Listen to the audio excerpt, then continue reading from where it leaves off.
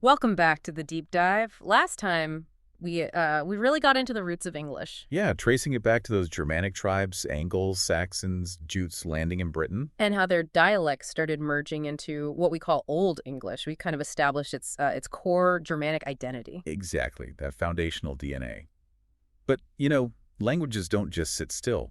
Old English was about to face some major shakeups from new arrivals. Right, and that's what we're diving into today. Two huge but really different forces that came ashore and left a massive mark on the language. It's a fascinating contrast, isn't it? It really is. You've got missionaries arriving with Christianity, Hmm. and then you've got Vikings arriving with, well, battle axes. Piety and piracy, basically. Monks and manuscripts versus warriors and long ships. Yeah, pretty much. But both ended up profoundly changing the words people were using every single day. Absolutely, they both packed a linguistic punch. So that's our mission for this deep dive. Yeah. To unpack how these two really distinct waves coming in totally different ways expanded Old English and why it still matters. Okay, let's do it. Where should we start? Maybe with the first wave Christianity. Sounds good. That brings us to a pretty specific date, right? 597 AD. Yeah, 597.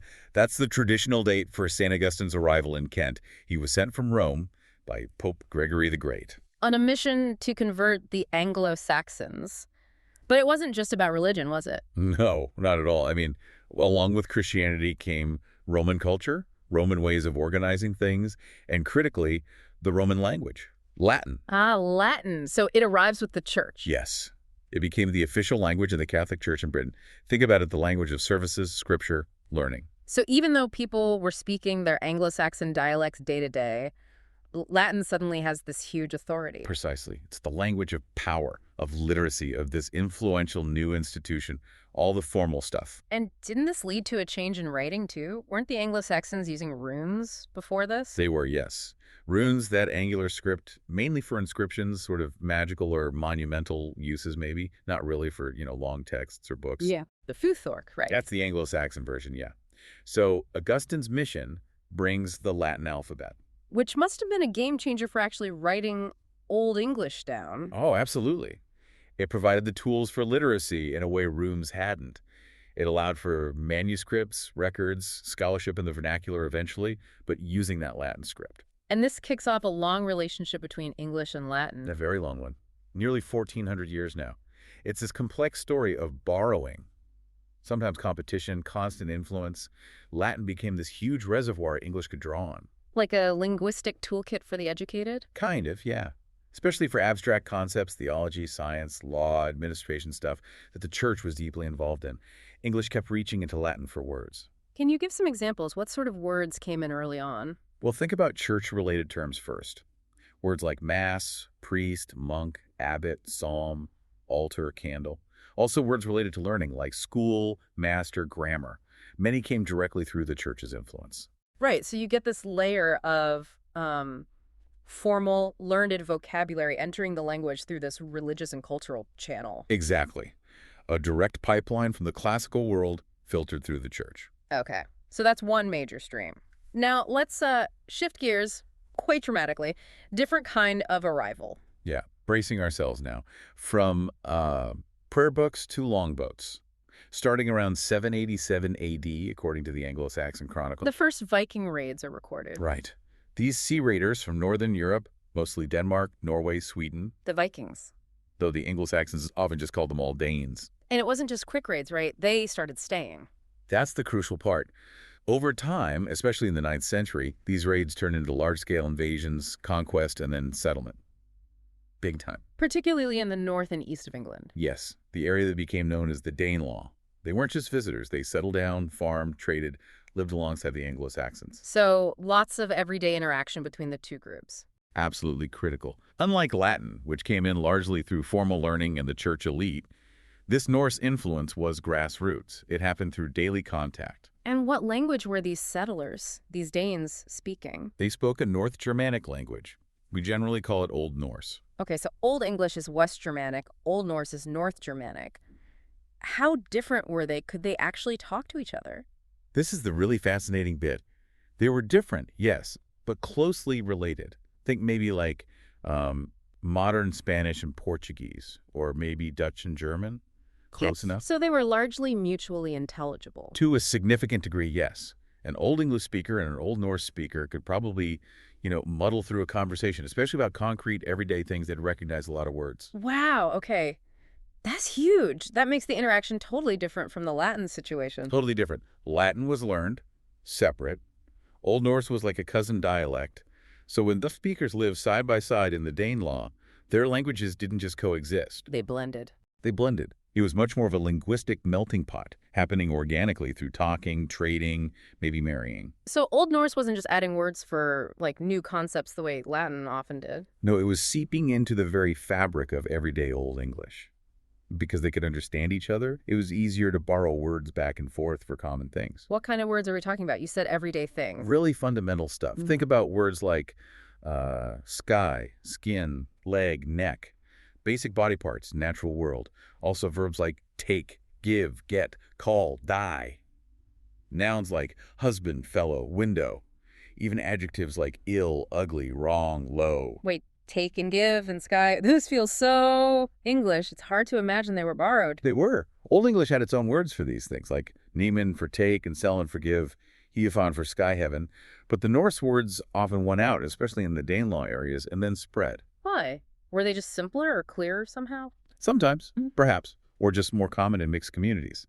But the borrowing went even deeper than just vocabulary. Deeper? How so? Well, the most striking example is probably the third-person plural pronouns. They, them, and their. Those came from Old Norse. Yes. Seriously. Seriously.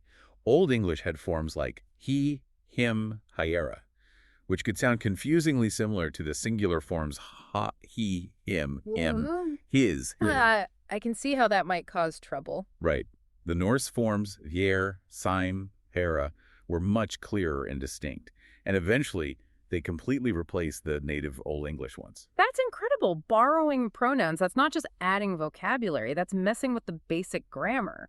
It really shows how intense and close the contact must have been. You don't usually borrow core grammatical words like pronouns unless there's very deep, widespread bilingualism or language mixing going on. So it wasn't just adding fancy words like Latin did. It was changing the engine of the language almost? In some ways, yes. It suggests a real merging of communities, not just a top-down influence. Okay, so let's pull this together. We have these two massive influences hitting Old English around the same time, historically speaking. Right. Christianity bringing Latin, the language of learning and religion, adding this huge layer of formal, often abstract vocabulary. Coming in largely through writing, through the church, through education. And then you have the Vikings bringing Old Norse through invasion, settlement, and daily life. Adding loads of really basic everyday words, nouns, verbs, adjectives, and even fundamental grammatical elements like pronouns. Exactly. One influence more top-down, the other much more bottom-up, if you like. But both significantly expanding and enriching the word hoard of Old English. Absolutely.